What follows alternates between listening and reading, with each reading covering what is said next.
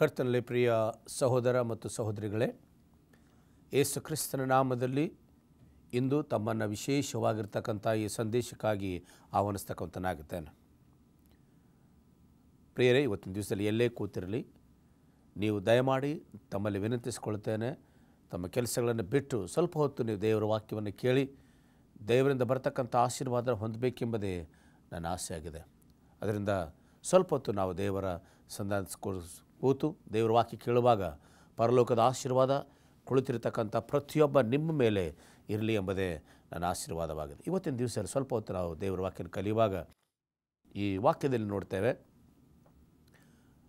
ಅನೇಕ ವಿಷಯದಲ್ಲಿ ನಾವು ಒಂದೊಂದು ವಸ್ತುಗೆ ಒಂದೊಂದು ಬೆಲೆ ಇದೆ. ಈ ರಕ್ಷಣೆ ಎಂಬತಕ್ಕಂಥ ಯೋಜನೆಗೆ ಅಥವಾ ರಕ್ಷಣೆಗೆ ಏನಾದರೂ ಬೆಲೆ ಉಂಟೋ? ಇವತ್ತಿನ ದಿವಸದಲ್ಲಿ ರಕ್ಷಣೆ ಬೆಲೆ ಏನೆಂಬುದನ್ನು ನಾವು ಸ್ವಲ್ಪ ಹೊತ್ತು ತಿಳ್ಕೊಳ್ತಕ್ಕಂಥದ್ದು ಬಹಳ ಪ್ರಾಮುಖ್ಯವಾಗಿರ್ತಕ್ಕಂಥ ವಿಷಯವಾಗಿದೆ. ಯಾಕಂದರೆ ಎಲ್ಲಕ್ಕೂ ಬೆಲೆ ಇದೆ. ನಮ್ಮ ಜೀವಮಾನದಲ್ಲಿ ನೋಡುವಾಗ ಇಲ್ಲಿ ಜಕರ್ಯ 11ನೇ ಅಧ್ಯಾಯ 12ನೇ ವಚನದಲ್ಲಿ ಇಲ್ಲಿ ಒಂದು ವಾಕ್ಯವನ್ನು ನೋಡ್ತಕ್ಕಂಥರಾಗಿದ್ದೇವೆ. ಜಕರ್ಯ 11ನೇ ಅಧ್ಯಾಯ 12ನೇ ವಚನದಲ್ಲಿ ಈ ರೀತಿ ಹೇಳ್ತದೆ, ನಿಮಗೆ ಸರಿಯಾಗಿ ತೋರಿಸಿದರೆ ನನಗೆ ಸಂಬಳವನ್ನು ಕೊಡಿರಿ, ಇಲ್ಲವಾದರೆ ಬಿಡಿರಿ ಅನ್ನಲು ಅವರು 30 ತೊಲ ಬೆಳ್ಳಿಯನ್ನು ತೂಗಿ ನನ್ನ ಸಂಬಳಕ್ಕಾಗಿ ಕೊಟ್ಟರು ಎಂಬುದಾಗಿ. ಪ್ರಿಯರೇ, ಇವತ್ತಿನ ದಿವಸದಲ್ಲಿ ಒಂದು ಕೂಲಿಯ ಬೆಲೆ, ಸಂಬಳದ ಬೆಲೆ 30 ರೂಪಾಯಿ ಕೊಟ್ಟರು ಎಂಬುದಾಗಿ ಜಕರ್ಯನು ವಿವರಿಸ್ತಕ್ಕಂಥರಾಗಿದ್ದಾರೆ. ಒಂದೊಂದಕ್ಕೂ ಬೆಲೆ ಇದೆ. ಒಬ್ಬ ಕೆಲಸಗಾರನು, ಟೀಚರ್ ಕೆಲಸ ಮಾಡೋನಿಗೆ ಕೆಲಸಕ್ಕೆ ಮಾಡಿದ ಒಂದು ಸಂಬಳ ಇಂತಿಷ್ಟು ಅಂತಿರ್ತದೆ. ಒಂದು ಸಾಮಾನು ತೆಗೆದುಕೊಳ್ಳುವಾಗ ಅದರ ಬೆಲೆ ಇಷ್ಟಿರ್ತಕ್ಕಂಥದ್ದಾಗಿದೆ. ಒಂದು ಯಾವುದೋ ಕಾರ್ ತೊಗೊಳ್ಬೇಕಾದ್ರೆ ಅದಕ್ಕೊಂದು ಬೆಲೆ ಇದೆ.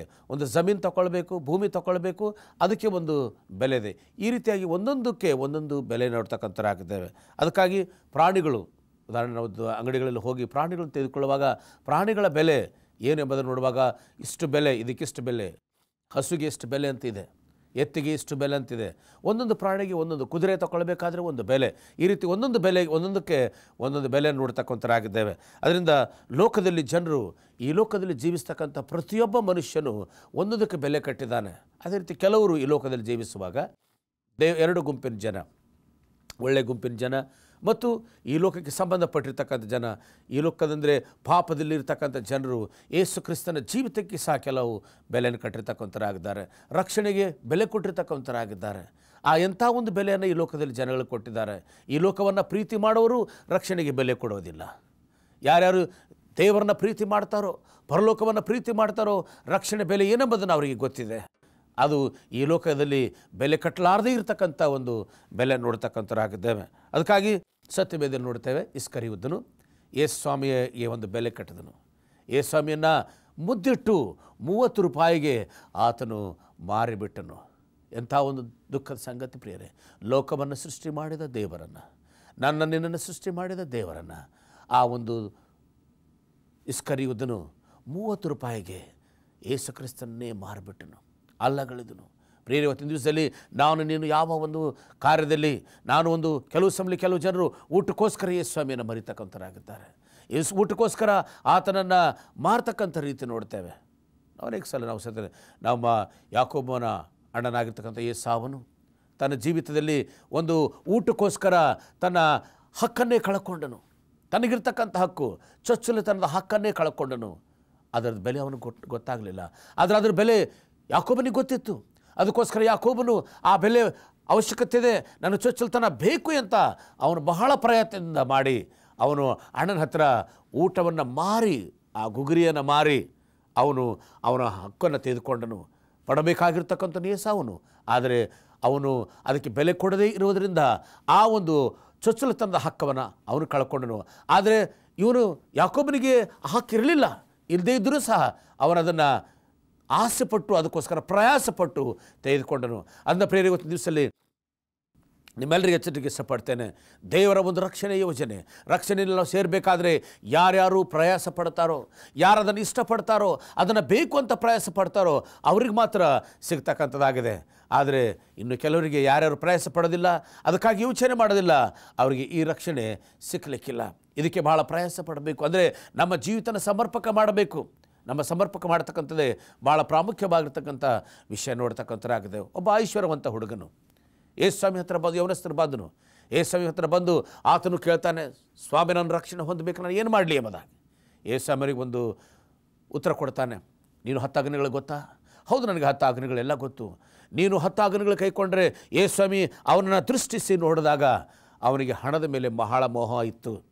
ಅದಕ್ಕೋಸ್ಕರ ಆತನು ಐಶ್ವರ್ಯವಂತನಾಗಿರೋದ್ರಿಂದ, ಹಣದ ಮೇಲೆ ಹೆಚ್ಚಿನ ಪ್ರೀತಿ ಇರೋದರಿಂದ ದೇವರು ಅವನಿಗೊಂದು ಯೇಸು ಕ್ರಿಸ್ತನು ಒಂದು ಮಾತು ಹೇಳಿದನು, ಅಪ್ಪ ನಿನಗೆಲ್ಲ ಸರಿ ಇದೆ, ನಿನ್ನ ಮೇಲೆ ಯಾವುದೂ ಕುಂದಿಲ್ಲ, ಆದರೂ ಒಂದು ಕಡಿಮೆ ಇದೆ. ಆ ಒಂದೇನೆಂದರೆ ನಿನ್ನಲ್ಲಿರ್ತಕ್ಕಂಥ ಆಸ್ತಿಯನ್ನು ಬಡವರಿಗೆ ಹಂಚು, ನೀ ಬಡವರಿಗೆ ಕೊಟ್ಟು ನೀನು ನನ್ನನ್ನು ಹಿಂಬಾಲಿಸು, ನೀನು ರಕ್ಷಣೆ ಪಡ್ಕೊಳ್ತೀ ಎಂಬುದಾಗಿ ಹೇಳಿದನು. ಅವನು ಆ ಯವನಸ್ಥನಿಗೆ ಹಣದ ಮೇಲೆ ಆಸೆ ಇರೋದರಿಂದ, ಆಸ್ತಿ ಮೇಲೆ ಆಸೆ ಇರೋದರಿಂದ ಅವನು ಬಹಳ ನಿರಾಸೆಯಿಂದ ಅವನು ವಾಪಸ್ ಹೋದ ಎಂಬ ನೋಡ್ತೇವೆ. ಪ್ರಿಯ ಸಹೋದರ ಮತ್ತು ಸಹೋದರಿಯರೇ, ಇವತ್ತು ನಾನು ನೀನು ಯಾವ ಒಂದು ಸ್ಥಾನದಲ್ಲಿ ನಿಂತ್ಕೊಂಡಿದ್ದೇವೆ? ಲೋಕದ ಆಸ್ತಿಗೋಸ್ಕರ ನಾವು ಬೆಲೆ ಕೊಡ್ತೇವೆ ಅಥವಾ ರಕ್ಷಣೆಯ ಯೋಜನೆಗೆ ಬೆಲೆ ಕೊಡ್ತೇವೆ? ಯಾರ್ಯಾರ ಲೋಕದ ವಸ್ತುಗಳ ಮೇಲೆ, ಲೋಕದ ಆಸ್ತಿ ಮೇಲೆ, ಲೋಕದ ಬೆಳ್ಳಿ ಮೇಲೆ, ಲೋಕದ ಒಂದು ಮನೆ ಮೇಲೆ, ಲೋಕದಿರ್ತಕ್ಕಂಥ ಅಧಿಕಾರ ಅಂತಸ್ತು ಮೇಲೆ ಯಾರು ಹೆಚ್ಚಿನ ಪ್ರಾಧಾನ್ಯತೆ ಕೊಡ್ತಾರೋ ಅವರು ದೇವರನ್ನ ಕಂಡುಕೊಳ್ಳಿಕ್ಕೆ ಆಗೋದಿಲ್ಲ, ಆ ರಕ್ಷಣೆ ಯೋಜನೆಯಲ್ಲಿ ಬರಲಿಕ್ಕೆ ಆಗೋದಿಲ್ಲ, ರಕ್ಷಣೆ ಪಡ್ಕೊಳ್ಳಿಕ್ಕೆ ಆಗದೇ ಇರತಕ್ಕಂಥ ಪರಿಸ್ಥಿತಿಯನ್ನು ನೋಡ್ತಕ್ಕಂಥರಾಗಿದ್ದೇವೆ. ಈ ದಿನ ನಾವು ಆ ಯೇಸು ಕ್ರಿಸ್ತನನ್ನು ರಕ್ಷಕನಾಗಿ ಸ್ವೀಕಾರ ಮಾಡಿಕೊಂಡಾಗ ಮಾತ್ರ ಆ ರಕ್ಷಣೆ ಸಿಗ್ತಕ್ಕಂಥದ್ದಾಗಿದೆ. ಅದರಿಂದ ಇವತ್ತು ಸತ್ಯವೇದದಲ್ಲಿ ಕೆಲವು ವಿಷಯಗಳನ್ನು ನೋಡುವಾಗ, ಮಾರ್ಕನ ಬರೆದ ಸುವಾರ್ತೆ 12ನೇ ಅಧ್ಯಾಯ 41ರಿಂದ 44ನೇ ವಚನ ಓದುವಾಗ ಇಲ್ಲಿ ನಾವು ಸ್ಪಷ್ಟವಾಗಿ ನೋಡ್ತಕ್ಕಂಥರಾಗಿದ್ದೇವೆ. ಒಬ್ಬ ಬಡ ವಿಧವೆ, ಅವಳಿಗೆ ಯೇಸು ಸ್ವಾಮಿಯ ಕಾಲದಲ್ಲಿ ಆತನು ಸುವಾರ್ತೆ ಸೇವೆ ಸಾರುವಾಗ, ಅಲ್ಲಿ ಒಂದು ಆರಾಧನೆ ಕ್ರಮ ನಡೆಯುವಾಗ, ಅಲ್ಲಿ ಯೇಸು ಸ್ವಾಮಿ ಹೊರಗಡೆ ಕುಂತು ಶಿಷ್ಯರ ಜೊತೆಯಲ್ಲಿ ಮಾತಾಡಿಕೊಂಡು ಅಲ್ಲಿರ್ತಕ್ಕಂಥ ಜನರು ಕಾಣಿಕೆ ಬೊಕ್ಕಸದಲ್ಲಿ ಕಾಣಿಕೆ ಹಾಕ್ತಕ್ಕಂಥ ಒಂದು ರೀತಿ ನೋಡುವಾಗ ಎಲ್ಲರೂ ಕಾಣಿಕೆ ಹಾಕ್ತಾರೆ. ಐಶ್ವರ್ಯವಂತರು ಕಾಣಿಕೆ ಹಾಕ್ತರು. ಅವ್ರು ಕಾಣಿಕೆ ಹಾಕುವಾಗ ದೊಡ್ಡ ಚೀಲವನ್ನು ತೆಗೆದು ಅದರ ಶಬ್ದ ಬರುವಾಗೆ ನಾಣ್ಯಗಳನ್ನು ಹಾಕ್ತಾಯಿದ್ರು. ಶಬ್ದ ಬರ್ತಾಯಿತ್ತು. ಆ ಶಬ್ದ ಬರ್ತಕ್ಕಂಥ ಅಂಥ ಒಂದು ನಾಣ್ಯಗಳನ್ನು ನೋಡಿ ಯೇಸು ಸ್ವಾಮಿ ಒಂದು ಕರೆದು ಹೇಳ್ತಾನೆ ಅವರಿಗೆ, ಶಿಷ್ಯರಿಗೆ, ಇಲ್ಲಿ ಹೆಚ್ಚಿನ ಕಾಣಿಕೆ ಯಾರು ಕೊಟ್ಟಿದ್ದಾರೆ ಎಂಬುದಾಗಿ. ಆದರೆ ಅಲ್ಲಿ ಒಂದು ಬಡ ವಿಧವೆ, ಅವಳಿಗಿರ್ತಕ್ಕಂಥ ಬರೀ ಒಂದು ದುಗ್ಗಾಣಿ 2 ಕಾಸುಗಳು ಅವಳು ತೆಗೆದುಕೊಂಡು ಆ ಬಡ ಒಂದು ಮೃದು ಹೃದಯದಿಂದ ದೇವರಿಗೆ ಆ ಕಾಣಿಕೆಯನ್ನು ಸಮರ್ಪಕ ಮಾಡಿಕೊಳ್ತಾಳೆ. ಪ್ರಿಯ ಸಹೋದರ ಸಹೋದರಿಯರೇ, ಯೇಸು ಹೇಳ್ತಾನೆ, ಈ ವಿಧವೆ ಎಲ್ಲಕ್ಕಿಂತ ಹೆಚ್ಚಾಗಿ ಕೊಟ್ಟಿದ್ದಾಳೆ. ಬೇರೆಯವರು ತಮಗಿರದ ಎಲ್ಲವನ್ನು ಹೆಚ್ಚಾಗಿದ್ದನ್ನು ಕೊಟ್ಟಿದ್ದಾರೆ, ಅದು ಇವಳು ತನಗಿರ್ತಕ್ಕಂಥ ಎಲ್ಲವನ್ನು ಆತನಿಗೆ ಕೊಟ್ಟಿದ್ದಾನೆ ಎಂಬುದಾಗಿ. ಇವತ್ತಿನ ದಿವಸ ಮರಿಗಳು ಯೇಸು ಸ್ವಾಮಿಯ ಜೀವಿತದಲ್ಲಿ ತನಗಿರ್ತಕ್ಕಂಥ ಎಲ್ಲ ಆಸ್ತಿಯನ್ನು ಮಾರಿ ತನಗಿರ್ತಕ್ಕಂಥ ಆ ಒಂದು ತೈಲವನ್ನು ತೆಗೆದುಕೊಂಡು ಯೇಸು ಕ್ರಿಸ್ತನ ಪಾದದಲ್ಲಿ ಬಂದು ಪಾದಕ್ಕೆ ಮುದ್ದಿಟ್ಟು ಅವಳು ತನ್ನ ಕಣ್ಣೀರಿನಿಂದ ಆತನ ಪಾದಗಳನ್ನು ತೊಳಿತಾ ಇದ್ದಳು ಎಂಬುದಾಗಿ ನಾವು ನೋಡ್ತಕ್ಕಂಥರಾಗಿದ್ದೇವೆ. ಅದರ ಪ್ರೇರೆ ಇವತ್ತಿನ ದಿವಸ ನೀವು ಎಚ್ಚರಿಸ್ತೇನೆ. ದೇವರು ನಮಗೆ ಸ್ತೋತ್ರವಾಗಲಿ. ದೇವರು ಇಂಥ ಒಂದು ಮುರಿದ ಮನಸ್ಸಿನ ವ್ಯಕ್ತಿಗಳನ್ನು, ಯಾರು ಪಶ್ಚಾತ್ತಾಪದಿಂದ ದೇವರೇ ನನ್ನನ್ನು ರಕ್ಷಿಸು, ನಾನು ಪಾಪಿಯಾಗಿದ್ದೇನೆ, ನನ್ನ ಪಾಪದ ವಿಮೋಚಿಸು ಎಂಬುದಾಗಿ ಯಾರ್ಯಾರು ದೇವರ ಕಡೆ ಬರ್ತಾರೋ ದೇವರು ಅವರನ್ನು ರಕ್ಷಿಸ್ತಕ್ಕಂಥನಾಗಿದ್ದಾನೆ. ಸತ್ಯವೇದನೆ ನೋಡ್ತಕ್ಕಂಥರಾಗಿದ್ದೇವೆ. ಅಬ್ರಹಾಮನ ಜೀವಿತದಲ್ಲಿ, ಅಬ್ರಹಾಮನು ತನ್ನ ಜೀವಿತದಲ್ಲಿ ಅವನು ಯೇಸು ಸ್ವಾಮಿಯನ್ನು, ದೇವರನ್ನ ಬೆಲೆಯನ್ನು ಕಟ್ಟಿಕೊಂಡನು. ದೇವರ ಬೆಲೆಯನ್ನು, ಆತನ ರಕ್ಷಣೆ ಯೋಜನೆ ಬೆಲೆಯನ್ನು ಕೊಟ್ಕೊಂಡನು. ದೇವರು ಕೊಟ್ಟಿರ್ತಕ್ಕಂಥ ವಾಗ್ದಾನಕ್ಕೆ, ಮಾತಿಗೆ ಅವನು ಬೆಲೆ ಕೊಟ್ಕೊಂಡನು ಎಂಬುದು ನೋಡ್ತೇವೆ. ಇಲ್ಲಿ ಆದಿಕಾಂಡದಲ್ಲಿ 22ನೇ ಅಧ್ಯಾಯ 7 ಮತ್ತು 8ನೇ ವಚನದಲ್ಲಿ, ಈ ಒಂದು ಸಂಪೂರ್ಣ ಅಧ್ಯಾಯದ 22ನೇ ಅಧ್ಯಾಯ 1ರಿಂದ 12ನೇ ವಚನದಲ್ಲಿ ನೋಡುವಾಗ ದೇವರು ಅಬ್ರಹಾಮನಿಗೆ ಕೊಟ್ಟಿರ್ತಕ್ಕಂಥ ಒಂದು ವಾಗ್ದಾನ ನೋಡ್ತೇವೆ. ಅಬ್ರಹಾಮನೇ, ನಿನಗೊಂದು ಮಾತನ್ನು ಹೇಳಲಿಕ್ಕೆ ಇಷ್ಟಪಡ್ತೇನೆ. ನೀನೇನು ಮಾಡಬೇಕು? ನಿನ್ನ ಮಗನನ್ನು ಸರ್ವಾಂಗ ಹೋಮವಾಗಿ ಮಾಡಬೇಕು. ಅಬ್ರಹಾಮನಿಗೆ ಭಾಳ ಯೋಚನೆ ಆಯಿತು. ಅರೆ 100 ವರ್ಷ ಮೇಲೆ ದೇವರು ನನಗೆ ಒಂದು ಮಗ ಕೊಟ್ಟಿದ್ದಾನೆ. ಆ 100 ವರ್ಷದ ಮಗನನ್ನು ಪುನಃ ಈತನು ಬಲಿ ಕೊಡು ಎಂಬುದಾಗಿ ನಾನು ಕೇಳುವಾಗ ಅವನಲ್ಲಿ ಹಿಂಜರಿತಕ್ಕಂಥ ಮಾತಿರಲಿಲ್ಲ. ಒಂದು ನಂಬಿಕೆ ಅವನಿಗೆ, ಅಂದರೆ ದೇವರು ಕೊಟ್ಟಿದ್ದಾನೆ, ದೇವರು ಕೇಳಿದ್ರೆ ನಾನು ಕೊಡಬೇಕಾದ್ರೆ ಇಂಥ ಇಸಾಕನಿಗೆ 100 ಇಸಾಕ್ ಕೊಡ್ಬೋದು, 1000 ಇಸಾಕ್ ಕೊಡ್ಬೋದು. ಯಾಕಂದರೆ ಅವನಿಗೆ ದೇವರ ಮೇಲೆ ನಂಬಿಕೆ ಇತ್ತು. ಅವನನ್ನು ಕರ್ಕೊಂಡು ಹೋಗಿ 3 ದಿನಗಳಾದ ಮೇಲೆ ಅವನ ಪ್ರಯಾಣ ಮೊರಿಯಾ ಬೆಟ್ಟಕ್ಕೆ ಕರ್ಕೊಂಡು ಹೋಗುವಾಗ ಅಲ್ಲಿ 3 ದಿನ ಆದಮೇಲೆ ತನ್ನ ಸೇವಕರಿಗೆ ಅಲ್ಲೇ ನಿಲ್ಲಿಸಿ ಅವ್ರಿಗೊಂದು ಮಾತು ಹೇಳ್ತಾನೆ. ಏನಂದರೆ, ನಾನು ನನ್ನ ಮಗನಿಬ್ಬರು ಹೋಗಿ ಬಲಿಯನ್ನು ಕೊಟ್ಟು ನಾವು ವಾಪಸ್ ಬರ್ತೇವೆ ಎಂಬುದಾಗಿ. ಪ್ರಿಯರೇ, ಎಂಥ ಒಂದು ನಂಬಿಕೆ, ಎಂಥ ಒಂದು ವಿಶ್ವಾಸ ಆ ವ್ಯಕ್ತಿಯಲ್ಲಿ ಇರತಕ್ಕಂಥ, ಅಬ್ರಹಾಮನಲ್ಲಿರ್ತಕ್ಕಂಥ ನಂಬಿಕೆ. ಅದಕ್ಕೆ ನಂಬಿಕೆಗೆ ತಂದೆ ಎಂಬುದಾಗಿ ಕರೆಯಲ್ಪಡ್ತಕ್ಕಂಥ ವ್ಯಕ್ತಿ ಅಬ್ರಹಾಮನು. ಅವನ ಮಗನನ್ನು ಕರ್ಕೊಂಡು ಹೋಗ್ತಾನೆ. 22ನೇ ಅಧ್ಯಾಯ 7 ಮತ್ತು 8 ವಚನ ಹೇಳ್ತದೆ. ಮಗನಿಗೆ ಗೊತ್ತಿತ್ತು ಬಲಿಗೆ ಏನೇನು ಬೇಕೆಂಬುದಾಗಿ. ಅಬ್ರಹಾಮನು ಹಗ್ಗ ತೆಗೆದುಕೊಂಡನು, ಬೆಂಕಿ ತೆಗೆದುಕೊಂಡನು, ಕಟ್ಟಿಗೆ ತಗೊಂಡನು, ಎಲ್ಲವನ್ನು ತಗೊಂಡು ಕತ್ತಿ ಎಲ್ಲ ತಗೊಂಡು ಅವನ ಮಗನ ಮೇಲೆ ಕಟ್ಟಿಗೆಯನ್ನು ಹೊದಿಸಿ ಆ ಬೆಟ್ಟಕ್ಕೆ ಹೋಗ್ತಕ್ಕ ಸಮಯದಲ್ಲಿ ಅವ್ರು ಹೇಳ್ತಾನಪ್ಪ, ಬಲಿ ಹೋಮ ಮಾಡಲಿಕ್ಕೆ ಎಲ್ಲ ಇದೆ, ಕಟ್ಟಿಗೆ ಇದೆ, ಬೆಂಕಿ ಇದೆ, ಹಗ್ಗ ಇದೆ, ಎಲ್ಲ ಇದೆ, ಆದರೆ ಕುರಿಯಲ್ಲಿ ಎಂಬುದಾಗಿ ಕೇಳ್ತಾನೆ. ಪ್ರಿಯ ಸಹೋದರ ಸಹೋದರೇ, ಆ ಸಮಯದಲ್ಲಿ ಅಬ್ರಾಮ್ ಹೇಳ್ತಾನೆ, ಮಗನೇ ಹೆದರಬೇಡ, ದೇವರು ನಮಗೆ ಒದಗಿಸ್ಕೊಡ್ತಾನೆ ಎಂಬುದಾಗಿ. ಪ್ರಿಯ ಸಹೋದರ ಸಹೋದರರೇ, ಆತನು ಮೊರಿಯಾ ಬೆಟ್ಟಕ್ಕೆ ಹೋಗಿ ಎಲ್ಲವನ್ನ ವ್ಯವಸ್ಥೆ ಮಾಡುವಾಗ ಅಲ್ಲಿ ನೋಡ್ತಕ್ಕಂಥರಾಗಿದ್ದೇವೆ. ದೇವರು ಅಬ್ರಾಹ್ಮನು ಇಸಾಕ್ ಹೇಳ್ತಾನೆ, ಇಸಾಕನೇ ನನ್ನ ಮಗನೇ ನಿನ್ನನ್ನು ಬಲಿ ಕೊಡಿ ಎಂಬುದಾಗಿ ದೇವರು ಕೇಳಿದ್ದಾನೆ ಎಂಬುದಾಗಿ. ಅವನು ಇಸಾಕನು ಓಡಿ ಹೋಗಲಿಲ್ಲ. ಸ್ವಲ್ಪ ಯೌವನಸ್ಥನಾಗಿದ್ದನು, ಅವನು ಓಡಿ ಹೋಗಬಹುದಾಗಿತ್ತು, ಅವನು ಹೋಗಲಿಲ್ಲ. ಅವರೆಲ್ಲ ಬಲಿಗೆ ಬೇಕಾಗಿರ್ತಕ್ಕಂಥ ಎಲ್ಲ ವ್ಯವಸ್ಥೆಯಲ್ಲಿ ಸಹಕಾರ ಮಾಡಿ ತಾನಾಗಿ ತಾನು ಹೋಗಿ ಕೂತ್ಕೊಂಡು, ಅಬ್ರಾಹ್ಮನಿಗೆ ಗೊತ್ತಿತ್ತು ರಕ್ಷಣೆಯ ಬೆಲೆ ಎಂಬುದಾಗಿ. ನಾನು ಇದನ್ನು ಮಾಡಿದ್ರೆ ನಾನು ಪರಲೋಕ ರಾಜ್ಯಕ್ಕೆ ಸೇರ್ತೇನೆ ಎಂಬತಕ್ಕಂಥ ಆ ನಂಬಿಕೆ, ಆ ವಿಶ್ವಾಸ ಅವನಲ್ಲಿತ್ತು ಪ್ರಿಯರೇ. ಅದಕ್ಕೋಸ್ಕರ ಪೇತ್ರನ ಜೀವಿತದಲ್ಲಿ ನೋಡ್ತೇವೆ. ಪೇತ್ರನು ಯೇಸುಸ್ವಾಮಿಯನ್ನು ತನ್ನ ಜೀವಮಾನದಲ್ಲಿ ಅಲ್ಲಗಳೆದು ಆತನಿಗೆ ನನಗೆ ಗೊತ್ತೇ ಇಲ್ಲ ಅಂತ ಹೇಳಿದ್ಬಿಟ್ಟನು. ಪೇತ್ರನ ಜೀವಿತದಲ್ಲಿ ಇಸ್ಕರಿಯೋತನ ಜೀವಿತದಲ್ಲಿ ಇಬ್ಬರು ಜೀವಿತದಲ್ಲಿ ನೋಡುವಾಗ ಇಸ್ಕರಿಯೋತನು ಮಾರಿದನು, ಅವನು ತಪ್ಪು ಮಾಡಿದನು. ಇಲ್ಲಿ ಪೇತ್ರನು ಯೇಸುಸ್ವಾಮಿಯನ್ನು ನನಗೆ ಗೊತ್ತಿಲ್ಲ, ತನ್ನ ಮೇಲೆ ಆಣೆ ಇಟ್ಟುಕೊಂಡು ಹೇಳಿದನು, ನಾನು ಆತನ ವಿಷಯ ಒಂದು ವೇಳೆ ಸುಳ್ಳಾದರೆ ನನ್ನನ್ನು ದೇವ್ರಿಗೆ ಶಾಪ ಕೊಡಲಿ ಎಂಬುದಾಗಿ ಆಣೆ ಇಟ್ಟನು. 3 ಸಲ ಯೇಸುಸ್ವಾಮಿ ವಿಷಯದಲ್ಲಿ ಅವನು ಅಲ್ಲಗಳೆದನು. ಆದರೆ ನೋಡ್ತಕ್ಕಂಥರಾಗಿದ್ದೇವೆ, ಯೇಸುಸ್ವಾಮಿ ಸತ್ತು ಹೂಣಲ್ಪಟ್ಟು ಆತನು ಪುನರುತ್ಥಾನ ಆದಮೇಲೆ ಪೇತ್ರನ ಕರೆದು ಹೇಳ್ತಾನೆ, ಪೇತ್ರನೇ ನೀನು ನನ್ನ ಪ್ರೀತಿ ಮಾಡ್ತೀಯಾ, ನೀನು ನನ್ನ ಪ್ರೀತಿ ಮಾಡ್ತೀಯಾ, ನೀನು ನನ್ನ ಪ್ರೀತಿ ಮಾಡ್ತೀಯ ಅಂತ 3 ಸಲ ಕೇಳಿದನು. ಪೇತ್ರನಿಗೆ ಬಹಳ ದುಃಖ ಆಯಿತು. 3 ಸಲ ಕೇಳಿದಾಗೂ ಒಂದೇ ಸ್ವಾಮಿ ಉತ್ತರ ಹೇಳಿದನು, ಹೌದು ಸ್ವಾಮಿ ನಾನು ಪ್ರೀತಿ ಮಾಡ್ತೇನೆ ಅಂತ ಪೇತ್ರನ ಹೇಳಿದಾಗ ಪೇತ್ರನಿಗೆ ಒಂದು ಉತ್ತರ ಕೊಟ್ಟನು, ಪೇತ್ರನೇ ನನ್ನ ಕುರಿಗಳನ್ನು ಮೇಯಿಸು, ನನ್ನ ಕುರಿಗಳನ್ನು ಮೇಯಿಸು. ಯೋಹಾನ ಬರೆದ ಸುವಾರ್ತೆ 21ನೇ ಸಂಧಿ 17ರಿಂದ 19ನೇ ವಚನ ಓದುವಾಗ ನಮಗೆ ಸ್ಪಷ್ಟವಾಗಿ ಇಲ್ಲಿ ಯೇಸು ಕ್ರಿಸ್ತನ ಮಧ್ಯದಲ್ಲಿ ಮತ್ತು ಪೇತ್ರನ ಮಧ್ಯದಲ್ಲಿ ಆಗಿರ್ತಕ್ಕಂಥ ಈ ಒಂದು ಮಾತುಕತೆಗಳನ್ನು ನೋಡ್ತಕ್ಕಂಥರಾಗಿದ್ದೇವೆ. ಯಾವಾಗಲಾದರೂ ಕೇಳಿದಾಗ ಪೇತ್ರನೇ ನನ್ನನ್ನು ಪ್ರೀತಿಸ್ತೀಯಾ ಎಂಬತಕ್ಕಂಥ ಪ್ರಶ್ನೆ ಕೇಳಿದಾಗ, ಹೌದು ಸ್ವಾಮಿ, ಯಾಕೆ ಇಷ್ಟು ರೀತಿ ಕೇಳ್ತಾ ಇದ್ದಿ, ನೀನು ನನ್ನ ಕುರಿಗಳನ್ನು ಮೇಯಿಸು ಎಂಬುದಾಗಿ. ಆತನ ಉದ್ದೇಶ ಕುರಿಗಳಂದರೆ ಈ ಕುರಿ ವಿಷಯದಲ್ಲಿ ಮಾತಾಡ್ತಾ ಇಲ್ಲ, ಕುರಿಗಳಂದರೆ ತನ್ನ ವಿಶ್ವಾಸಿಗಳ ವಿಷಯದಲ್ಲಿ ಯೇಸು ಕ್ರಿಸ್ತನು ಮಾತಾಡ್ತಾ ಇದ್ದಾನೆ. ಅದರಿಂದಲೇ ಯೇಸುಸ್ವಾಮಿ ದೇವರು ಅವನ ಮೇಲೆ ಪವಿತ್ರಾತ್ಮವನ್ನು ಸುರಿಸಿದ್ರಿಂದ ಅವನು ಒಂದು ಸಂದೇಶದಲ್ಲಿ ಸುಮಾರು 3,000 ಜನಗಳಿಗೆ ದೀಕ್ಷಾ ಸ್ನಾನ ಕೊಡಿಸ್ತನು ಎಂಬುದಾಗಿ ನಾವು ಸತ್ಯವೇದ ಆಧಾರದಲ್ಲಿ ನೋಡ್ತಕ್ಕಂಥರಾಗಿದ್ದೇವೆ. ಅವನು ಪವಿತ್ರಾತ್ಮ ಭರಿತನಾಗಿದ್ದನು, ಯಾಕಂದರೆ ದೇವರನ್ನು ಆರಿಸಿಕೊಂಡನು. ಇಲ್ಲಿ 2 ವ್ಯಕ್ತಿಗಳು ನೋಡ್ತೇವೆ. ಇಸ್ಕರಿಯೋತನು, ಆತನು ಯೇಸುಸ್ವಾಮಿಯನ್ನು ಅಲ್ಲಗಳೆದನು. ಇಲ್ಲಿ ನೋಡ್ತಕ್ಕಂಥರಾಗಿದೆ, ಮಾರಿ ದೇವರಿಗೆ ವಿರುದ್ಧವಾಗಿ ಅವನು ಅಲ್ಲಗಳೆದನು. ಅದೇ ರೀತಿಯಲ್ಲಿ ಪೇತ್ರನು ಸಹ ದೇವರನ್ನು ಗೊತ್ತಿಲ್ಲ ಎಂಬುದಾಗಿ ಆತನು ಅಲ್ಲಗಳೆದನು. ಆದರೆ ಇಲ್ಲಿ ಇರ್ತಕ್ಕಂಥ ಪ್ರಶ್ನೆ ಏನಂತಂದರೆ, ಇಸ್ಕರಿಯೋತನು ತಾನು ಮಾಡಿದ ತಪ್ಪಿಗೆ ಪಶ್ಚಾತ್ತಾಪ ಅವನು ಪಟ್ಟನು, ಇವನು ಇಬ್ಬರು ಪಟ್ಟರು. ಆದರೆ ಇರ್ತಕ್ಕಂಥ ಪರಿಸ್ಥಿತಿ ಅಂದರೆ ಇಸ್ಕರಿಯೋತನು ತಾನು ನೇಣ ಹಾಕ್ಕೊಂಡು ಸತ್ತು ಹೋದನು. ಒಂದನ್ನು ಹೇಳಲಿಕ್ಕೆ ಇಷ್ಟಪಡ್ತೇನೆ, ಜೀವದ ಮೇಲೆ ಯಾರಿಗೆ ಅಧಿಕಾರ ಇಲ್ಲ. ಈ ಜೀವ ಕೊಟ್ಟಿರ್ತಕ್ಕಂಥದ್ದು ದೇವರದು. ದೇವರ ಜೀವದ ಮೇಲೆ ನಿನಗೆ ಹಕ್ಕಿಲ್ಲ ಪ್ರಿಯರೇ. ಯಾರ್ಯಾರು ಆತ್ಮಹತ್ಯೆ ಮಾಡಿಕೊಳ್ತಾರೋ ಅವರು ಪರಲೋಕ ರಾಜ್ಯಕ್ಕೆ ಸೇರೋದಿಲ್ಲ, ಅವ್ರ ಪಾಪಗಳು ಕ್ಷಮಿಸಲ್ಪಡುವುದಿಲ್ಲ. ಇಲ್ಲಿ ನೋಡ್ತಕ್ಕಂಥರಾಗಿದ್ದೇವೆ, ಪೇತ್ರನು ಪಶ್ಚಾತ್ತಾಪ ಪಟ್ಟನು. ಪೇತ್ರನು ಅವನು ತನಗೆ ಭಾಳ ದುಃಖಪಟ್ಟನು, ಮತ್ತು ಯೇಸು ಕ್ರಿಸ್ತನ ಕಡೆ ಪಶ್ಚಾತ್ತಾಪ ಪಟ್ಟು ದೇವರ ಕಡೆ ಬಂದನು. ಆ ಒಂದು ಪ್ರಯುಕ್ತವಾಗಿ ಅವನಿಗೆ ಬಹಳ ದೊಡ್ಡ ರಕ್ಷಣೆಯ ಒಂದು ಯೋಜನೆಯಲ್ಲಿ ಪಾಲುಗಾರನಾದನು. ಅವನು ಸುವಾರ್ತೆಯಲ್ಲಿ ಭಾಳ ದೊಡ್ಡ ವ್ಯಕ್ತಿ ಆದನು. ಅನೇಕರಿಗೆ ದೇವರ ವಾಕ್ಯ ಸಾರತಕ್ಕಂಥ ವ್ಯಕ್ತಿ, ಅದ್ಭುತ ಕಾರ್ಯಗಳನ್ನು ಮಾಡ್ತಕ್ಕಂಥ ವ್ಯಕ್ತಿ. ಇದನ್ನು ಆ ಒಂದು ಬೆಲೆಯನ್ನು ಆ ಪೇತ್ರನು ಅರ್ಥ ಮಾಡಿಕೊಂಡು ನಾವು ನೋಡ್ತೇವೆ. ಇನ್ನೊಬ್ಬ ವ್ಯಕ್ತಿ ದೈವ ಸೇವೆಯಲ್ಲಿ ಇವನು ದೇವರ ಜೊತೆ ಯೇಸು ಕ್ರಿಸ್ತನ ಶಿಷ್ಯನಾಗಲಿಲ್ಲ, ಆದರೆ ಒಬ್ಬ ಸಭೆಯಲ್ಲಿ ಹಿರಿಕರಲ್ಲಿ ಒಬ್ಬ ವ್ಯಕ್ತಿ ಎಂಬುದಾಗಿ ನೇಮಕವಾಗಿರ್ತಕ್ಕಂಥ ಸ್ಟೆಫೇನನು. ಅಪೊಸ್ತಲ ಕೃತ್ಯ 7ನೇ ಅಧ್ಯಾಯ ಮತ್ತು 8ನೇ ಅಧ್ಯಾಯ ಇವನ್ನೆಲ್ಲ ಓದುವಾಗ ಇಲ್ಲಿ ಭಾಳ ಸ್ಪಷ್ಟವಾಗಿ ನಮಗೆ ಒಂದು ವಾಕ್ಯವನ್ನು ಮುಟ್ತಕ್ಕಂಥದ್ದಾಗಿದೆ. ಆ ಸ್ಟೆಫೇನನು ಅವನ ಜೀವಿತದಲ್ಲಿ ದೇವರನ್ನು ಆರಿಸಿಕೊಂಡಾಗ, ದೇವರನ್ನ ಪ್ರಾರ್ಥನೆ ಮಾಡಿಕೊಂಡು ಅವನ ಜೀವಿತ ಮಾಡುವಾಗ ಪ್ರೇರೆ ಅದರ ಬೆಲೆ ಅವನಿಗೆ ಗೊತ್ತಿತ್ತು. ಅವನಿಗಿರ್ತಕ್ಕಂಥ ಬೆಲೆ ಎಷ್ಟು ಅಂದರೆ ಅವನು ಸಂಪೂರ್ಣ ಆತ್ಮಭರಿತನಾಗಿದ್ದನು. ದೇವರ ವಾಕ್ಯ ಖಂಡಿತವಾಗಿ ಹೇಳ್ತಾ ಇದ್ದನು, ನೀನು ಮಾಡ್ತಕ್ಕಂಥ ತಪ್ಪು ಇಸ್ರಾಯೇಲರಿಗೆ ಫರಿಸಾಯರಿಗೆ ಹೇಳ್ತಕ್ಕಂಥದ್ದು, ನೀವು ಮಾಡ್ತಕ್ಕಂಥ ಇಂಥದ್ದು ತಪ್ಪು, ಇಂಥದ್ದನ್ನು ಹಿಂಬಾಲಿಸ್ತಾ ಇದ್ದೀರಿ, ನೀವು ಆತ್ಮಿಕವಾಗಿ ದೂರವಾಗಿದ್ದೀರಿ ಎಂಬುದಾಗಿ ಖಂಡಿಸ್ತಾ ಇದ್ದನು.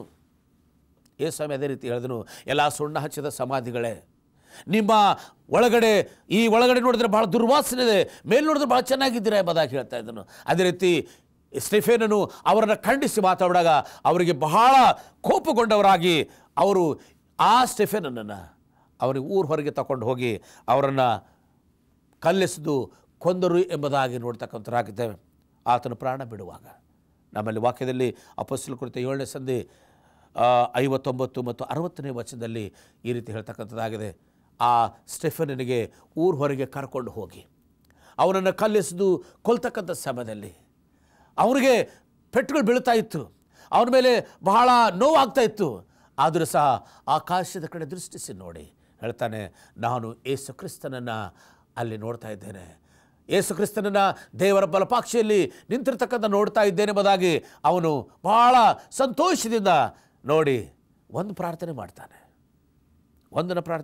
ಅಪೊಸ್ತಲರ ಕುರಿತ 7ನೇ ಸಂಧಿ 59ರಿಂದ 60ನೇ ವಚನ ಓದುವಾಗ ಒಂದು ಪ್ರಾರ್ಥನೆ ಮಾಡ್ತಾರೆ. ತಂದೆ, ಇವ್ರು ಏನು ಮಾಡ್ತಾರೆ, ಇವರು ಅರಿಯರು, ಇವ್ರನ್ನ ಕ್ಷಮಿಸು ಎಂಬುದಾಗಿ ಯೇಸು ಕ್ರಿಸ್ತನು ಮಾಡಿದ ಪ್ರಾರ್ಥನೆ ಸ್ಟೀಫನ್ ಮಾಡ್ತಾನೆ ಪ್ರಿಯರೇ. ಅದಕ್ಕೋಸ್ಕರ ಇವತ್ತು ಈ ಸಲ ಎಚ್ಚರಿಸ್ತೇನೆ, ನೀನು ಇವತ್ತು ಯಾವ ರೀತಿಯಾದ ಬೆಲೆಯನ್ನು ಕಟ್ಟಿ ಅವನು ಪ್ರಾಣ ಕೊಟ್ಟು ಸಂತೋಷವಾಗಿ ಆತನು ಸತ್ತನು. ಸಾಯುವಾಗ ದುಃಖ ಇರಲಿಲ್ಲ ಅವನಿಗೊಂದು ನಂಬಿಕೆ ಅಂದರೆ ನಾನು ಸ್ವರ್ಗಕ್ಕೆ ಹೋಗ್ತಾ ಇದ್ದೇನೆ, ನಾನು ಪರಲೋಕ ಹೋಗ್ತಾ ಇದ್ದೇನೆ, ನನ್ನನ್ನು ಎದುರು ನೋಡ್ತಕ್ಕಂಥನು ಯೇಸು ಕ್ರಿಸ್ತನು ಎದುರು ನೋಡ್ತಾ ಇದ್ದಾನೆ ಎಂಬುದಾಗಿ ಅವನು ಎದುರು ನೋಡ್ತಕ್ಕಂಥನಾಗಿದ್ದನು. ಇವತ್ತು ನನ್ನ ಮತ್ತು ನಿನ್ನ ಜೀವಿತದಲ್ಲಿ ಎಂಥ ಒಂದು ನಂಬಿಕೆಯಲ್ಲಿ ಜೀವನ ಮಾಡ್ತಾ ಇದ್ದೇವೆ, ಎಂಥ ಒಂದು ಕಾರ್ಯ ನಡೀತೇವೆ.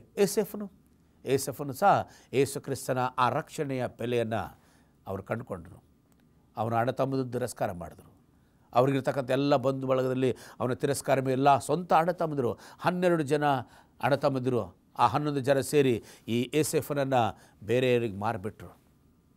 ಆ ಐಗುಪ್ತ ದೇಶದ ಜನಗಳಿಗೆ ಮಾರಿರುವಾಗ ಇವನಿಗೆ ಸಹ ಒಂದು ಬೆಲೆ ಕಟ್ಟಿ ಅವನನ್ನು ಮಾರಿ ಅವನನ್ನು ತೆಗೆದುಕೊಂಡು ಹೋಗಿರ್ತಕ್ಕಂಥ ಪೋತಿಫರನು ಒಬ್ಬ ವ್ಯಾಪಾರಿ ವ್ಯಕ್ತಿ ಆಗಿದ್ದನು. ಅವನು ತನ್ನ ಮನೆಗೆ ತಗೊಂಡು ಹೋಗಿ ತನ್ನ ಮನೆಯಲ್ಲಿ ತನ್ನ ಕೆಲಸಕ್ಕೋಸ್ಕರ ಇಟ್ಕೊಂಡನು. ಈ ಒಂದು ಏಸೆಫನು ಇವನ ಅಣ್ಣ ತಮ್ಮಂದಿರು ಮಾರಿದ್ರು ಸಹ ಅವನಲ್ಲಿ ಅಂಥ ಒಂದು ದುಃಖ ಆಗದೆ ಅವನು ಒಂದು ಕಡೆ ಯೋಚನೆ ಮಾಡ್ತಾ, ದೇವರೇ ನಿನ್ನ ಚಿತ್ತ ಏನಿದೆ ನನಗೆ ಗೊತ್ತಿಲ್ಲ. ಆ ಸಮಯದಲ್ಲಿ ಆ ಏಸೆಫನು ಪೋತಿಫರನ ಮನೆಯಲ್ಲಿರುವಾಗ ಆ ಸಮಯದಲ್ಲಿ ಯೌವನಸ್ಥನಾಗಿರುವಾಗ ಅವನ ಸೌಂದರ್ಯತೆ ಬಹಳ ಒಳ್ಳೆಯದಾಗಿತ್ತು. ಅವನ ಸೌಂದರ್ಯತೆಯನ್ನು ಆ ಪೋತಿಫರನ ಹೆಂಡತಿ ನೋಡಲಿಕ್ಕೆ ಆಗಲಿಲ್ಲ. ಅವಳು ಇಷ್ಟು ಸೌಂದರ್ಯವಾಗಿರೋದನ್ನು ನೋಡಿ ಅವಳಿಗೆ ವ್ಯಾಪಾರಕ್ಕೆ ಅವನ ಗಂಡನು ಬೇರೆ ಕಡೆ ಹೋದಾಗ ಆ ಪೋತಿಫರನ ಹೆಂಡತಿ ಅವಳ ಮೇಲೆ ಕಣ್ಣಿಟ್ಟು ಅವನ ಜೊತೆಯಲ್ಲಿ ಸಂಗಮಕ್ಕೆ ಕರೆದಾಗ ಅವನು ಅದನ್ನು ತಿರಸ್ಕಾರ ಮಾಡಿದನು. 1 ಸಲ 2 ಸಲ 3 ಸಲ ಅನೇಕ ಸಲ ತಿರಸ್ಕಾರ ಮಾಡಿದಾಗ ಆಮೇಲೆ ಯಾವಾಗ ಅವನ ಮನೆಗೆ ಬಂದಾಗ ಅವನ ಬಲಾತ್ಕಾರ ಮಾಡಿದಾಗ ಅವನು ಓಡಿ ಹೋದರು. ಆ ಕೋರ್ಟನ್ನು ಬಿಟ್ಟು ಓಡಿ ಹೋದಾಗ ಅವನ ಹೆಂಡತಿ ಪೋತಿಫರನ ಹೆಂಡತಿ, ನಿನ್ನೇನೋ ನನ್ನ ಗಂಡ ಗೊತ್ತಾಗ್ಬೋದು ಎಂಬುದಾಗಿ ತಿಳಿದು ಅವಳೇ ಹೋಗಿ ನೀನು ಯಾವ ವ್ಯಕ್ತಿ ತಂದಿದೆಯೋ ಅವನು ನನ್ನ ಮೇಲೆ ಬಲಾತ್ಕಾರ ಮಾಡಿದ್ದಾನೆ ಎಂಬುದಾಗಿ ಅವನ ಮೇಲೆ ದೂರು ಹೇಳಿದ್ರು. ಇಷ್ಟೇ ದೂರು ಹೇಳಿದ್ರು ಸಹ ಅವನನ್ನು ತಗೊಂಡು ಹೋಗಿ ಜೈಲಿನಲ್ಲಿ ಹಾಕಿದ್ರು.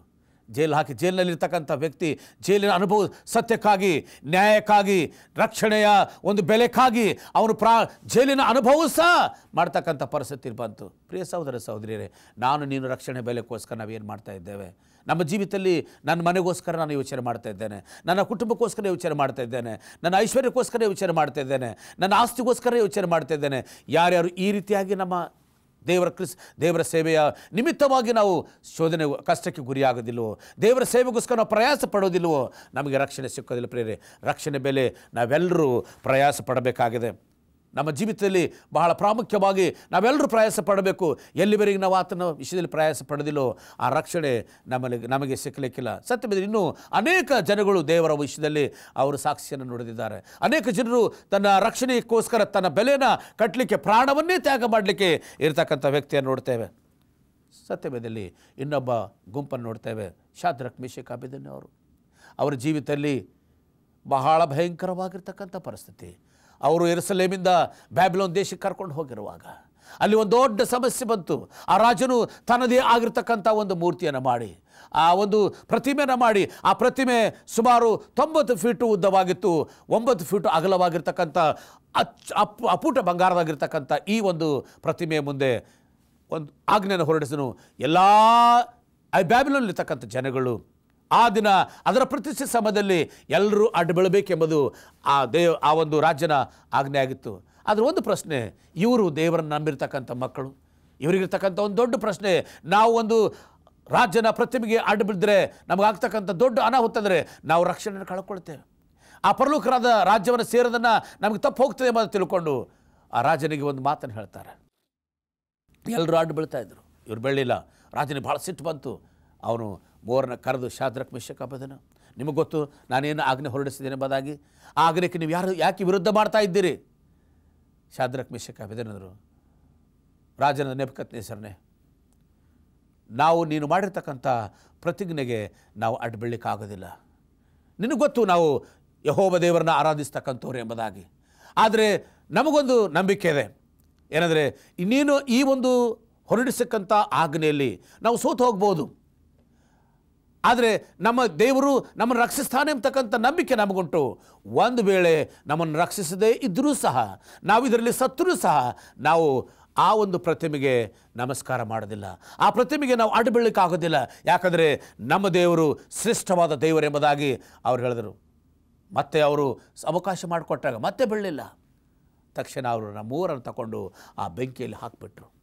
ಬೆಂಕಿಯಲ್ಲಿ ಹಾಕಿದ್ರೆ ದೇವರು ಸ್ವತಃ ಅವ್ರ ಮಧ್ಯದಲ್ಲಿ ಬಂದು ಅವರನ್ನು ಜೊತೆಯಲ್ಲಿದ್ದರು ನೋಡ್ತಕ್ಕಂಥರಾಗಿದ್ದೇವೆ. ಆಗ ರಾಜ ಅಂತ ನೆಬೂಕದ್ ಹೇಳ್ತಾನೆ, ನಾವು ಹಾಕಿರ್ತಕ್ಕಂಥದ್ದು 3 ಅಲ್ಲ 4 ಮಂದಿ ಆಗಿದ್ದಾರೆ, 4ನೇ ವ್ಯಕ್ತಿ ದೇವಕುಮಾರನ ಆಗಿದ್ದಾರೆ ಎಂಬುದಾಗಿ. ಅವರ ಒಂದು ಜೀವಿತದಲ್ಲಿ ಯಾವಾಗ ಶಾದ್ರಕ್ ಮೆಷಕ್ ಅಬೇದೆನಗೋ ಇವರು 3 ಆ ಇದರಲ್ಲಿ ಆ ಬೆಂಕಿಯಲ್ಲಿ ರಕ್ಷಿಸಲ್ಪಟ್ಟಿರುವಾಗ ರಾಜನ ಒಂದು ಆಜ್ಞೆ ಹೊರಡಿಸ್ತಾನೆ. ಏನಂದರೆ ಶಾದ್ರಕ್ ಮೆಷಕ್ ಅಬೇದೆನಗೋ ದೇವರು ಶ್ರೇಷ್ಠವಾದ ದೇವರು, ಇವ್ರಿಗಿಂತ ದೊಡ್ಡ ದೇವರು ಪ್ರಪಂಚದಲ್ಲಿ ಯಾರಿಲ್ಲ. ಇವತ್ತು ನಾನು ಇನ್ನೊಂದು ಆಜ್ಞೆ ಹೊರಡಿಸ್ತೇನೆ, ಈ ಒಂದು ಬ್ಯಾಬಿಲೋನ್ ದೇಶದಲ್ಲಿರ್ತಕ್ಕಂಥ ಪ್ರತಿಯೊಬ್ಬ ಮನುಷ್ಯನು ತಾವು ಶಾದ್ರಕ್ ಮೆಷಕ್ ಅಬೇದೆನಗೋ ದೇವರಿಗೆ ನೀವು ಆರಾಧನೆ ಮಾಡಬೇಕು, ಆತನೇ ಶ್ರೇಷ್ಠ ದೇವರೆಂಬುದಾಗಿ. ಆ ಸಮಯದಲ್ಲಿ ಆ ರಾಜನಾಗಿರ್ತಕ್ಕಂಥ ನೆಬೂಕದ್ನೆಚ್ಚರನು ಆ ರಕ್ಷಣೆಯ ಬೆಲೆಯನ್ನು ಅರ್ಥ ಮಾಡಿಕೊಂಡು ಇವರು ನಿಜವಾದ ದೇವರನ್ನ ಆರಾಧನೆ ಮಾಡ್ತಕ್ಕಂಥವ್ರು, ನಿಜವಾದ ದೇವರನ್ನ ಪ್ರಾರ್ಥನೆ ಮಾಡ್ತಕ್ಕಂಥವ್ರು. ಅದಕ್ಕೋಸ್ಕರ ಪ್ರಿಯರೇ, ಇವತ್ತು ಯೇಸು ಕ್ರಿಸ್ತನು ನಿನ್ನ ಜೀವಿತದಲ್ಲಿ ಬರಲಿಕ್ಕೆ ತಯಾರಾಗಿದ್ದಾನೆ. ಆತನೇ ನಿಜವಾದ ಜೀವದ ರೊಟ್ಟಿಯಾಗಿದ್ದಾನೆ. ಜೀವದ ರೊಟ್ಟಿ ದೇವರ ವಾಕ್ಯವೇ ನಿಜವಾದ ಜೀವದ ರೊಟ್ಟಿ. ಯಾರ್ಯಾರು ಈ ಜೀವದ ರೊಟ್ಟಿಯನ್ನು ಸ್ವೀಕಾರ ಮಾಡ್ತಾರೋ, ಯೇಸುಸ್ವಾಮಿಯ ಪರಲೋಕದಿಂದ ಬರ್ತಕ್ಕಂಥ ಈ ಜೀವದ ರೊಟ್ಟಿ ಯಾರ್ಯಾರು ಸ್ವೀಕಾರ ಮಾಡ್ತಾರೋ ಅವರು ಸದಾಕಾಲ ಬದುಕ್ತಾರೆ. ಅದಕ್ಕೆ ಸ್ವಾಮಿ ಹೇಳ್ತಾನೆ, ಮನುಷ್ಯನು ರೊಟ್ಟಿ ತಿಂದು ಮಾತ್ರ ಬದುಕುವುದಿಲ್ಲ. ಈ ಲೋಕದ ಆಹಾರ ನಶಿಸಿ ಹೋಗ್ತದೆ, ಈ ಲೋಕದ ಆಹಾರ ಕರಗಿ ಹೋಗ್ತದೆ, ಈ ಲೋಕದ ಆಹಾರ ನಮ್ಮ ಶರೀರಕ್ಕೆ ಬಲ ಕೊಡ್ಬೋದು. ಹಾಳಾಗಿ ಹೋಗ್ತಕ್ಕಂಥ ಈ ಶರೀರ, ಮಣ್ಣಿಗೆ ಸೇರ್ತಕ್ಕಂಥ ಈ ಶರೀರ ಇದು ಹಾಳಾಗಿ ಹೋಗ್ಬೋದು. ಆದರೆ ದೇವರು ಕೊಡ್ತಕ್ಕಂಥ ಆಹಾರ, ದೇವರು ಯೇಸು ಕ್ರಿಸ್ತ ಹೇಳಿದ್ದಾನೆ, ನಾನೇ ಪರಲೋಕದಿಂದ ಬಂದ ರೊಟ್ಟಿಯಾಗಿದ್ದೇನೆ, ನಾನೇ ಪರಲೋಕದಿಂದ ಬಂದಿರತಕ್ಕಂಥ ರೊಟ್ಟಿಯಾಗಿದ್ದೇನೆ. ಯಾವನಾದರೂ ಈ ರೊಟ್ಟಿಯನ್ನು ತೆಗೆದುಕೊಂಡು ತಿಂದರೆ, ಯೋಹಾನ ಬರೆದ ಸುವಾರ್ತೆ 6ನೇ ಸಂಧಿ 51ನೇ ವಚನ ಹೇಳ್ತದೆ, ಪರಲೋಕದಿಂದ ಬಂದ ರೊಟ್ಟಿ ನಾನೇ, ಯಾರ್ಯಾರು ಈ ರೊಟ್ಟಿಯನ್ನು ತಿಂತಾರೋ ಅವರು ಸದಾಕಾಲ ಬದುಕುತ್ತಾರೆ. ನಾನು ನೀನು ಬದುಕಬೇಕು ಪ್ರಿಯರೇ, ನಾನು ನೀನು ಬದುಕಬೇಕು. ಆ ಬದುಕ್ತಕ್ಕಂಥ ಆಶೀರ್ವಾದ ದೇವರು ನಮ್ಮೆಲ್ಲರಿಗೂ ಕೊಡಲಿ ಮತ್ತು ಆ ರಕ್ಷಣೆಯ ಬೆಲೆಯನ್ನು ಕಟ್ಟಿಕೊಂಡು ನಾವು ಪರಲೋಕ ರಾಜ್ಯಕ್ಕೆ ಸೇರ್ತಕ್ಕಂಥ ಭಾಗ್ಯತೆ ಕೊಡಲಿ ಎಂಬುದೇ ನನ್ನ ಪ್ರಾರ್ಥನೆ ಆಗಿದೆ. ಪ್ರಾರ್ಥನೆ ಮಾಡಿಕೊಳ್ಳೋಣ. ನಮ್ಮನ್ನು ಬಹಳವಾಗಿ ಪ್ರೀತಿ ಮಾಡಿದ ಪರಲೋಕ ತಂದೆಯ ದೇವರೇ, ನಿನ್ನ ನಾಮಕ್ಕೆ ಸ್ತೋತ್ರವಾಗಲಿ. ಇಂದಿನ ದಿನದಂದು ಸ್ವಾಮಿ ರಕ್ಷಣೆಯ ಬೆಲೆಯನ್ನು ನೀವು ನನಗೆ ತಿಳಿಯಪಡಿಸಿದೆ ಸ್ವಾಮಿ. ಈ ಲೋಕದಲ್ಲಿ ನಮ್ಮ ಜೀವಮಾನ ಶಾಶ್ವತ ಅಲ್ಲ, ಆದರೆ ನಾವು ಈ ಲೋಕದಲ್ಲಿ ನಿನಗಾಗಿ ನಮ್ಮ ಜೀವಮಾನ ಮುಡುಪಾಗಿಟ್ಟು ನಿನಗಾಗಿ ನಾವು ಬಾಳುವಾಗ ನಿನ್ನ ಪರಲೋಕದ ಆಶೀರ್ವಾದ ನಮ್ಮೆಲ್ಲರಿಗೂ ಕೊಡ್ತಕ್ಕಂಥದ್ದಾಗಿ ಸ್ವಾಮಿ. ಪರಲೋಕದ ರೊಟ್ಟಿಯನ್ನು, ನಿನ್ನ ಜೀವಿತನ ನಾವು ಯಾರ್ಯಾರು ಸ್ವೀಕಾರ ಮಾಡ್ತಾರೋ ಅವ್ರ ರಕ್ಷಣೆ ಹೊಂತಾರೆಂಬುದಾಗಿ ಹೇಳಿದ್ದಿ. ಆ ರಕ್ಷಣೆ ಹೊಂದತಕ್ಕಂಥ ಭಾಗ್ಯತೆ ನಮ್ಮೆಲ್ಲರಿಗೆ ಮತ್ತು ಇಲ್ಲಿ ಕುಳಿತಿರ್ತಕ್ಕಂಥ ಪ್ರತಿಯೊಬ್ಬರನ್ನ ಆಶೀರ್ವದಿಸಿ ಮಹಿಮೆ ಹೊಂದಬೇಕಾಗಿ ಪ್ರಿಯ ಗುರುವಾದ ಯೇಸು ಕ್ರಿಸ್ತನ ದಿವ್ಯನ ಬೇಡ್ತೇವೆ ಸ್ವಾಮಿ. ಆಮೇನ್.